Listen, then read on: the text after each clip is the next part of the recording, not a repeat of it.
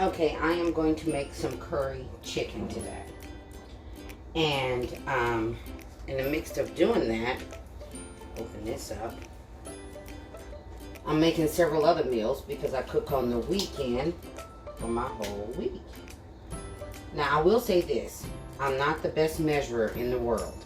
I just know what I want, put it in there, and be done with it. Okay, so this is what I have here are chicken thighs. I was going to use chicken legs, but my daughter decided she wanted thighs. So they're skinless, boneless. I trimmed some of the fat off of them because they did have quite a bit of fat on them, and cut them up into cubes. So now what you're getting ready to see me do is just season it. This is garlic salt.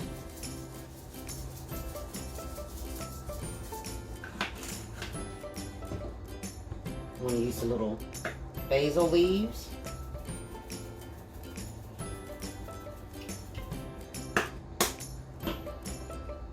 Complete seasoning with Sazón in it, but I'm going to also use some additional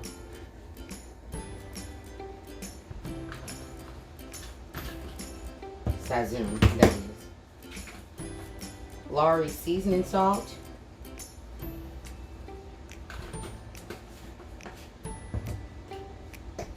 A little bit of Mrs. Dash. That's the table blend. This is the one that I prefer to use. I'm going to use some onion powder.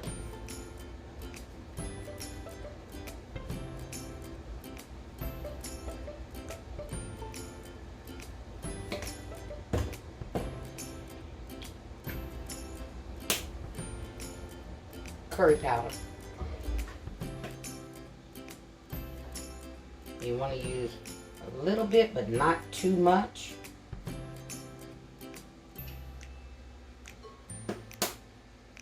I'm going to use some paprika. It's basically going to help give me my color that I want on it. It's not for flavor, because we all know it doesn't have much of that. Oh my goodness, the seasonings are strong. And it's something that a lot of people probably don't use in there, but I use in mine, ground nutmeg. A little bit goes a long way.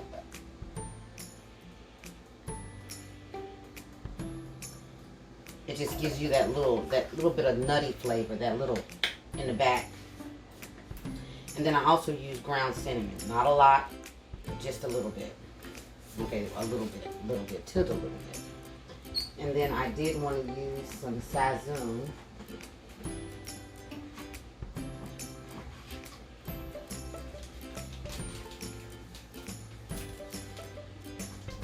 I'm not going to use the whole package because this isn't.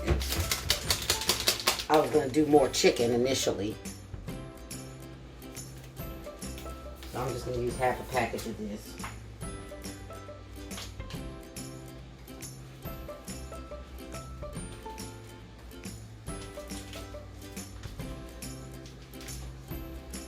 And then, what are we going to do? We're going to mix all of this up. And then once you mix it up, you need to let it sit for a little bit. Just for a little bit. I normally let mine sit anywhere from 30 minutes to an hour.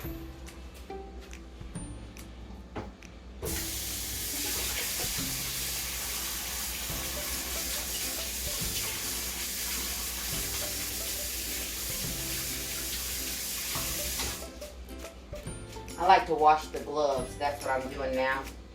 You gotta put them on. They're supposed to be clean. I still wash them. So we're just gonna mix all this up.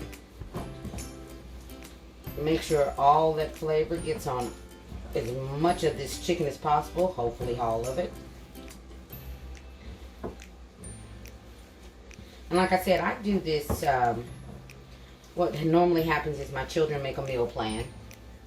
They decide Thursday, sometimes Friday, what I'm going to cook for the week. And what I do is I make that menu Sometimes I store it Friday night and get a few things done. And then sometimes I'll just do it all on Saturday. But I like to try to get as much done as I can on Friday nights when I start on Friday, because normally that means I have other things to do. Okay, so we're just going to let this sit. As you can see, it's beautifully coated. We're just going to let that sit for a good 30 minutes. Let those flavors marinate on there. And as you can see, I have other pots going on. I'm going to make some jasmine rice. My family prefers jasmine rice. You don't have to use jasmine rice. You can use just plain white rice. You can use brown rice. Whatever your family prefers. Mine loves the jasmine rice. I can show you what one of those looks like. Well, I have to show you later. I can't reach it. It's on the top shelf. And being 5 foot, I need my, as my daughter calls it, my thug ladder. Okay, so I'm going to let this sit for a little bit, and I'll come back to you. Hold on. Okay, what I did in this pan here, I chopped up some bell peppers, some onion, and I put about a tablespoon pretty much of garlic in here. And I let it all get translucent and cook for a little while. And that was about 10 minutes. And then I put the pieces of chicken in here.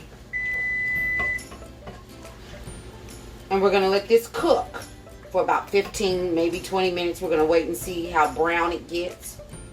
And then we're going to cook it for a little while with the lid on, and we're going to add some more ingredients. One of the main reasons why we got the meat seasoned so well is because I'm not going to season this meat again. This is the only time that I'm going to season this dish. We'll taste it, but I don't use a lot of salt when I cook. So we're going to try it out once it's all good and done. But we'll come back in a little bit once I get this to the next point and I add in the next few ingredients. Be back. Okay, so now what I'm going to do is I'm going to put a can of coconut milk in there and a can of chicken broth.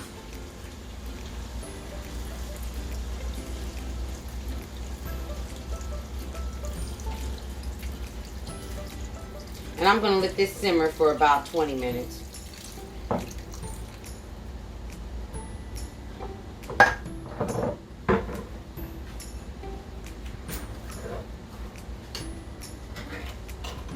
I've already shook it up.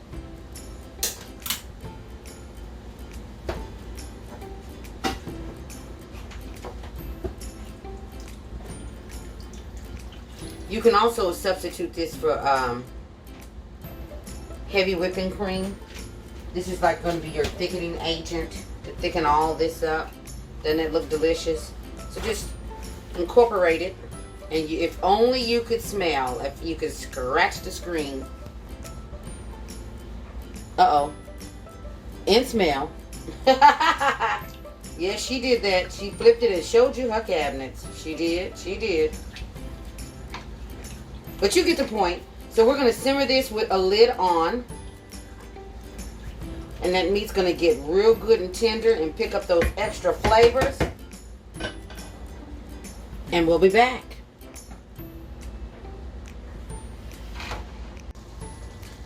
Okay, here is the chicken curry. Or curry chicken. Whatever you want to call it. If whenever you make this and you don't think your sauce is thick enough, all you need to do is put a little cornstarch and water in a bowl, mix it up really good, and then pour it into whatever it is, and in this case the curry chicken, and pour it in there, and it will help thicken it up a little more if you're unhappy with it, the consistency of whatever yours makes. Mine is done. So now I'm going to plate it, and I'll show you what it looks like when I'm done. Alright, here we go. Curry chicken. One thing I did forget to tell you is that as I finished, one of the things that I did do is I added tomatoes that I cut up, as well as some fresh mint that I cut up into like julienne style, real tiny, and put that in at the very end and put the lid back on for another 5 minutes, and then here you go, curry chicken with rice.